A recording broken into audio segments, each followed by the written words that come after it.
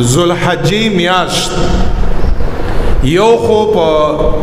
څلورو حرمت والو میاشتو کې یو د حرمت والا میاشت او بل دې سره سره په دغه میاشت کې ډیر داسې عبادت کیږي چې هغه لوی عبادتونه دي عظیم عبادتونه دي او رب لا یزال هغه عبادت ما او د استاد لپاره جایز کړی دي په دغه روانه میاشت چې د لوی اختر میاشت هم ورتوي او د ذوالحجې میاشت هم ورتوي اکثر داسې عبادت چې هغه ډېر لوی عبادت دي او د خیر او د برکت عبادت دي الله جل جلاله مونږ او تاسو لپاره په دغه میاشت کې خو دي او بیا خصوصي توګه باندې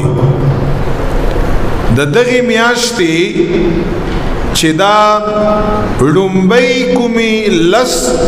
ورځې او لس شپې دي د دغه میاشتې چې نن د هغې دویمه ورځ ده او زمونږ او ستاسو موضوع او بیان هم عمده دی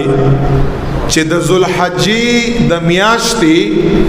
دا لومبۍ لس شپې او ورځې د دې څومره فضیلت دی او دا څومره د الله په نیز باندې او د رسول کریم آقا علیہ الصلوۃ والسلام په نیز باندې دا څومره د خیر او د برکت او د عظمت او د ثواب ورځې او شپې دي هغه متعلق به ان شاء الله تعالی یو څو احادیث ارتوایم کوشش پکار دی او خامخا پکار دی چې داسې شپې او ورځې چې مونږ او تاسو لیا رب لا یزال جل جلاله په صحت او په عافیت او په ایمان او په اسلام باندې زمونږ او تاسو په زندګۍ کې یو ځل راولي زمونږ او تاسو لا د دغه شپو شکر د الٰه العالمین په دربار کې وستل پکار دی او په دغه شپو باندې د الٰه العالمین پکار د چې مونږ او تاسو حمد بیان کړو او هغه شکر او حمد په دغه لسو شپو په ورځو باندې دا دی چې څومره پورې کېدی شي چې دغه شپې او ورځې زما او ستا د رب لا یزال د عبادت نه ډکې کړو عبادت پکې وکړو کاغا نفلی منز دی که د شپې قیام دی که تلاوت دی که درود پاک دی که ذکر و اذکار دی که صدقه و خیرات و سخاوت دی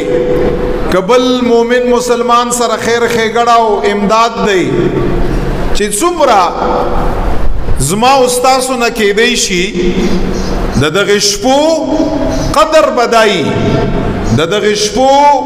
د حرمت او د عزت خیال ساتنه بدای او په دغه شپو کې با د الٰه العالمین د شکر وستو طریقه دای چې دغه شپې او ورځې دا کوم چې نن دویم دی او اته په خیر باندې پاتې دي چې دغه شپې حتی الامکان حتی الوسع چې ما استاد څومره طاقت او وسعت دي په کار د چې ورځې هم په عبادت باندې خسته کړو او دغه لس شپې چې کوم شپې دي چې رب په قسم خوړلای دی چې دغه لس شپې ما او تاسو په عبادت باندې مزین او خسته کړو